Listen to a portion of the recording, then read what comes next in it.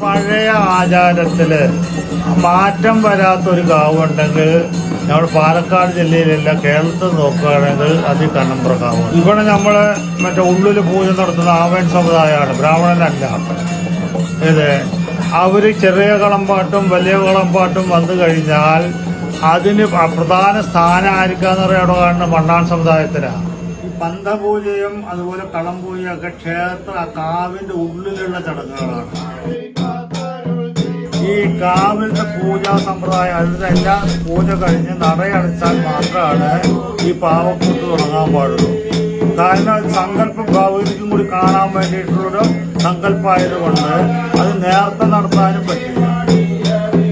ഈ കാളികാവുകളിൽ മാത്രമാണ് ആ കാലഘട്ടത്തിൽ സാധാരണക്കാരായിട്ടുള്ള ആൾക്കാർക്ക് പ്രവേശനം ഉണ്ടായിരുന്നത്.